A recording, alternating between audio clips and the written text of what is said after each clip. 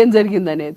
So Chandrababu Naidu గారి నివాసం ఉంటున్న ఇల్లు కరకట్ట మీద దాదాపుగా కాళ్ళ దగ్గర కృష్ణానదిని కట్టేసుకున్నారు అనేటువంటిది అందరికీ తెలుసు. దాని పక్కనే ఉన్నటువంటిది మంత్రి సత్యనారాయణ గారి బిల్డింగ్స్. వీటికి ఖచ్చితంగా ఫ్లడ్ వచ్చింది అనేటువంటి మాట వాస్తవం కదా.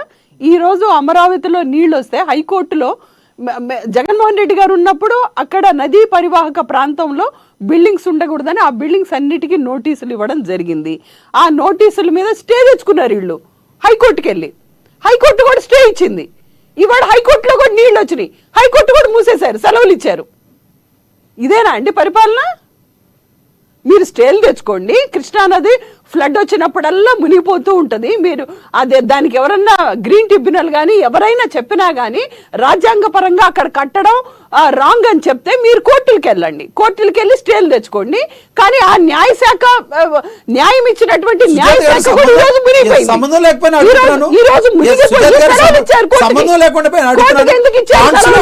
పాండ్స్ లాంటిలో కుంటల్లో చెరువుల్లో బిల్డింగ్లు కట్టకూడదు కదండి సుజాత గారు? పాండ్స్ లో లేదంటే కుంటల్లో చెరువులో బిల్డింగ్లు కట్టకూడదు కదా మరి ప్రభుత్వం ఇచ్చిన. మరి జగన్మోహన్ రెడ్డి గారు లోటస్ పాండ్ లో మరి హైదరాబాద్ లో ఆయనకి కూడా బిల్డింగ్స్ ఉన్నాయి, మరి ఆయన ఎలా కట్టారు?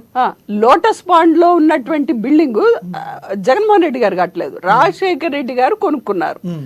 అక్కడ ఉన్నటువంటి కోమటిరెడ్డి గారు ఉన్నారు అక్కడ. ఓకే, ఇంకా చాలా మంది సరే కూల్చమనండి, ఎవరికైనా అందరికీ ముందు మీరు ఆంధ్ర గురించి మాట్లాడండి, మాకెందుకండి తెలంగాణ సంగతి? జగన్మోహన్ రెడ్డి గారు ఇక్కడ ఉంటున్నారు. ఇప్పుడు జగన్మోహన్ రెడ్డి గారు అంటే అక్కడ ఉంటున్నారు, అలా కాదు. ఆంధ్రప్రదేశ్ లో డబ్బులతో ఎక్కడో చోట కొనుక్కుని ఎక్కడో చోట ఉంటే అది దాని గురించి మాట్లాడకూడదా? అంటే ఇప్పుడు ముఖ్యమంత్రి గారికి బాధ్యత ఉండాలా లేదా? 4 సిద్ధాంతాలు లేకపోతే 4 రూల్స్ పెట్టేటప్పుడు న్యాయం చూడాల్సినటువంటి, కాన్స్టిట్యూషన్ చూడాల్సినటువంటి ముఖ్యమంత్రి గారు, అందరికీ మంచి చెప్పవలసినటువంటి ముఖ్యమంత్రి గారు, ఆదర్శంగా ఉండవలసినటువంటి ముఖ్యమంత్రి కాదు. కృష్ణానది పరివాహక ప్రాంతాల్లో ఉండి ఈరోజు అక్కడ ఉండలేక ఇల్లు మునిగిపోతే కలెక్టరేట్ లో ఉంటున్నారు. అసలైన మొట్టమొదటి వరద బాధితుడు చంద్రబాబు నాయుడు గారు.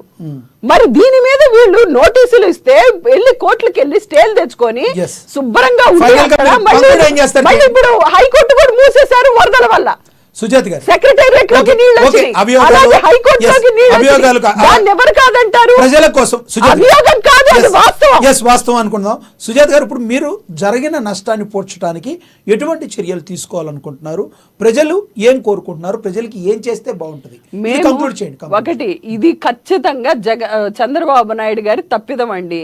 28వ తారీఖునే ముందు ప్రజలను అలర్ట్ చేయాలి, అది చేయలేదు. అది చెయ్యకపోగా ఈ సహాయక చర్యలైనటువంటివి పూర్తిగా కింద స్థాయి నుంచి పై స్థాయి వరకు అందరినీ ఇన్వాల్వ్ చేయకుండా చంద్రబాబు నాయుడు గారు పూర్తిగా కెమెరాల్ని ఆయన వైపు తిప్పుకొని ఉంటున్నారు. ప్రజలేమో అక్కడ హాహాకారాలు చేస్తున్నారు. కానీ ప్రతిపక్ష పార్టీలో ఉన్నాం కాబట్టి మాకు తోచినంత సాయం మేము చేస్తాము లోకల్ లీడర్స్ ద్వారా. ఈ రోజు ప్రతిపక్ష నాయకులుగా మీరు ఒప్పుకున్నా ఒప్పుకోకపోయినా టెక్నికల్ గా జగన్మోహన్ రెడ్డి గారికి 40% ఓటింగ్ ఉంది కాబట్టి ఖచ్చితంగా జగన్ గారే ప్రతిపక్ష నాయకులు. జగన్మోహన్ రెడ్డి గారు చెప్పారు, ఈ రోజు 25 లక్షలు ఎవరైతే నిరాశ్రయులు అయ్యారో వాళ్ళకి 25 లక్షలు, అదే విధంగా చనిపోయిన వాళ్ళకి 50 లక్షలు ఇవ్వమని కోరడం జరిగింది వైసీపీ పార్టీ తరఫున. అది చంద్రబాబు నాయుడు గారు మరి వాళ్ళు ఏ రకంగా తీరుస్తారనేది ప్రభుత్వానికి వదిలేస్తున్నాం మేము. బాలకోట గారు కంక్లూడ్ చేయండి. లక్ష్మీనాథ్ గారు, ఒక మాటే చెప్తున్నా, బుడమేరుకి కృష్ణానదికి సంబంధం లేదు. అసలు బుడమేరు నీరు కృష్ణానదికి రావు, కొల్లేట్లోకి పోతాయి. చంద్రబాబు నాయుడు గారి ఇల్లు ఉంది కృష్ణానదికి యువతల పక్క, బుడమేరు ఉంది అవతల పక్క. ఇది మాత్రం స్పష్టంగా చెప్తున్నా. ఈ వచ్చిన వరదలో బుడమేరు పొంగటం కారణంగా వచ్చింది. ఇది భారీ వర్షపాతము, నదులు, వాగులు, వంకలు. కలెక్టర్ల మీటింగ్ పెట్టినా కూడా దీనిని ఏమి చేయలేరు. ఒకవేళ ఆ మాటకే వస్తే గత 5 ఏళ్ల కాలంలో గనక గత ముఖ్యమంత్రి కూడా దీని మీద ఆధునీకరణ పనులు ఏదైనా చేసి ఉన్నట్టయితే ప్రమాదం నివారించబడేది. ఇది ఇప్పుడు కూడా ఉండేదే, మాకు బెజవాడకు ఉండే పరిస్థితి. పోతే ఇప్పుడు నివారణ చర్యలు ఎలా తీసుకోబోతున్నారు? నివారణ చర్యలు ఇప్పుడు ఇక నివారణ చర్యలు ఏముండవు సార్. కేంద్ర ప్రభుత్వమే చొరవ తీసుకొని ఆర్థికంగా ప్రజలను ఆదుకోవాలి. రానున్న రోజుల్లో ఇలాంటి పరిస్థితులు రాకూడదంటే ఏం చేయాలి? వచ్చిన ప్రమాదాన్ని బట్టి నాకు తెలిసి చంద్రబాబు నాయుడు గారికి చాలా స్పష్టంగా ఉందండి. ఆయన ఏ పని చేసినా కూడా ఆ స్పష్టతనే చేస్తాడు. రానున్న కాలంలో బుడమేరు యొక్క ముంపు నివారించడానికి ప్రభుత్వం ఆల్రెడీ ఆ దృష్టి పెడుతుంది. ఇంత ప్రమాదం జరిగిన తర్వాత కూడా చూస్తూ ఊకోరు కదండి. తప్పనిసరిగా ఆయా ఎమ్మెల్యేలు గాని మంత్రులు గాని ఈ విషయాన్ని తీసుకెళ్తారు. ఇప్పుడు ప్రమాద కాలంలో ఉన్నాం కాబట్టి కేంద్ర ప్రభుత్వం రాష్ట్ర ప్రభుత్వం ఆదుకోవాలి. వైసీపీ పార్టీ ఆదుకున్నా ఆదుకోకపోయినా కూడా నిన్న ప్రజలే చెప్పారండి, జగన్ గారికే చెప్పారు, అన్న వాళ్ళు చేసేది వాళ్ళు చేస్తున్నారు, మహిళలే చెప్పారు. మేము రాజకీయాలు మాట్లాడడానికి మేము సిద్ధంగా ఉన్నాం.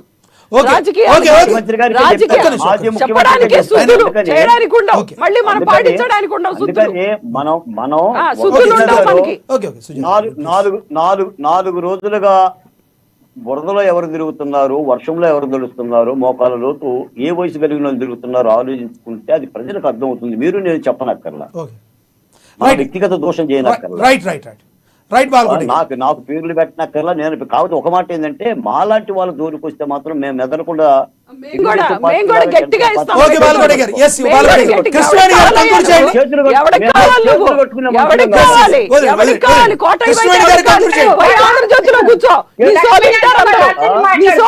ఇక్కడ ఎవరు నీ సోదింటారు. నీకు పెళ్లి పెటాకులు అయినట్లుందిలే, నీకు ఏడ్చావులే.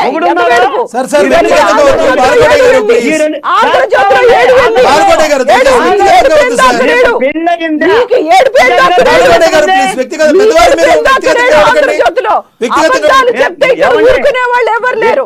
నిజాలు చెప్పు. నువ్వు రాజకీయం చెయ్యాలనుకుంటే రాజకీయ పార్టీ తోటే రా. మళ్ళీ అమరావతి ఎందుకు? అమరావతి ఎందుకంట? కండమేమో అమరావతి, చేసేదేమో చంద్రబాబు భజన. నువ్వు చేసేదేమో చంద్రబాబు భజన.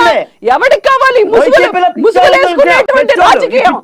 ముసుగులేసుకునే రాజకీయం నువ్వు జగన్మోహన్ రెడ్డి గారి మాట్లాడటానికి నువ్వెంత, నీ బతుకెంత? జగన్మోహన్ రెడ్డి గారి గురించి మాట్లాడతావా నువ్వు? నువ్వెంత, నీ బతుకెంత? అమరావతి గురించి మాట్లాడగలిగితే అమరావతి రైతులకి ఏమి ఇచ్చావో చెప్పు. ఏం తీసుకొచ్చావో టీడీపీ పార్టీ వచ్చిన తర్వాత చెప్పు. అమరావతి రైతుల గురించి నువ్వేం చేసావు చెప్పు. అమరావతి సిగ్గు లేకుండా కూర్చోవడం కాదు 10 ఏళ్ల నుంచి. అమరావతి రైతులకు ఏం చేసావు చెప్పు. మీకు పెళ్ళైందా? అమరావతి రైతులకు ఏం చేసావు చెప్పు. అమరావతి రైతులకు ఏం చేసావు చెప్తున్నావు. అమరావతి రైతులకు ఏం చేసావు చెప్పు. అమరావతి రైతులకు ఏం చేసావు చెప్పు. నువ్వు అమరావతి రైతుల గురించి చెప్పు. ఈ రోజు అమరావతిలో నీరు వచ్చింది, నువ్వు అమరావతి గురించి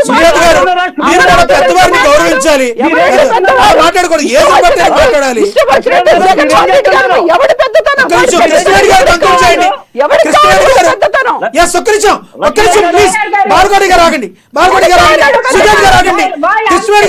కృష్ణవేణి గారు కంక్లూడ్ చేయండి. లక్ష్మణ్ గారు మీరేం చేస్తున్నారు?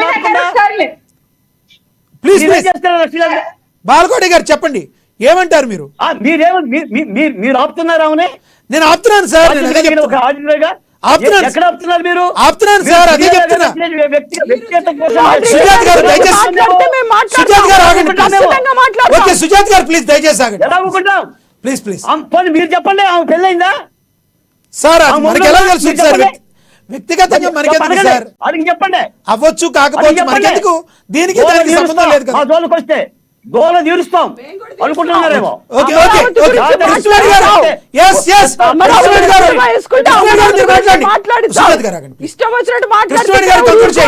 కృష్ణవేణి గారు కంక్లూడ్ చేయండి. లక్ష్మీనాథ్ గారు, ప్రజలందరూ చూస్తూ ఉంటారు, టీవీ కూడా. ఎవరైనా సరే కానీ మాట్లాడేటప్పుడు ఒక పద్ధతిలో, ఆడవాళ్ళం కావచ్చు మగవాళ్ళు కావచ్చు, పద్ధతిగా మాట్లాడుకుంటే ప్రజల్లో కూడా ఒక మంచి సంకేతాలు వెళ్తాయి. ఇంట్లో 4 గోడల మధ్య మాట్లాడుకునేదో, రోడ్డు మీద రచ్చ చేసుకునే విధానమో కాదు. ప్రజలు కష్టాల్లో ఉన్నప్పుడు వాళ్ళకి ఏం చేస్తామన్నది చెప్పాల్సింది పోయి ఏ విధంగా ఆడుకుంటామన్నది సార్. ఎందుకంటే నాకు ఇచ్చినటువంటి టైం ని వీళ్ళిద్దరూ కూడా వేస్ట్ చేశారు కాబట్టి నేను మాట్లాడుతున్నాను.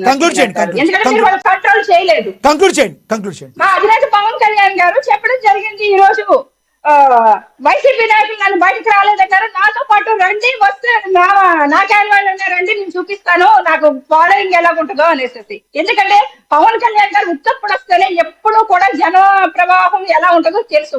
పవన్ కళ్యాణ్ గారు రాలేదు అనేది మాట్లాడే వీళ్ళు ఎలా పని చేపిస్తారు అన్నది కూడా అది తెలుసుకోకుండా ఆయన వ్యక్తిగతంగా విమర్శిస్తూ ఉన్నారు. వాళ్ళందరికీ కూడా ఇదే చెప్తున్నానండి, వైసీపీ నాయకులు అందరూ విమర్శిస్తున్నారని చెప్పట్లేదు. కొంతమంది కళ్ళు మూసుకుపోయినటువంటి నాయకులు అయితే ఖచ్చితంగా విమర్శిస్తున్నారు కాబట్టి వాళ్ళకి సమాధానం చెప్తున్నాను. ఇవాళ అధికారులతో పరిచయించడం ముఖ్యమా, అలాగే పంచాయతీరాజ్ శాఖకు సంబంధించినటువంటి బృందాలతో పనిచేయించడం ముఖ్యమా, ఈ టీములు వర్క్ చేయడం ముఖ్యమా, లేకపోతే జనసేన నాయకులు కావచ్చు, కూటమి నాయకులు కావచ్చు, వీళ్ళని ప్రజలు ఆదుకోవడం ముఖ్యమా? అంతే తప్ప ఈ నీచమైనటువంటి రాజకీయాలకి, ఈ బురద రాజకీయాలకి మాత్రం ఫుల్ స్టాప్ పెట్టాలండి. ఖచ్చితంగా ప్రజలు ఈ విపత్తు నుంచి బయటకు వచ్చి మా ఉప ముఖ్యమంత్రి గారిని కూడా చెప్పడం జరిగింది. ఈ బురద వెంటనే కంట్రోల్లోకి వచ్చిన వెంటనే ఈ సహాయక చర్యలతో ఎక్స్గ్రేషియా కూడా ఆయన ప్రకటించినట్టున్నారు. కృష్ణవేణి గారు ఎక్స్గ్రేషియా కూడా ప్రకటించినట్టు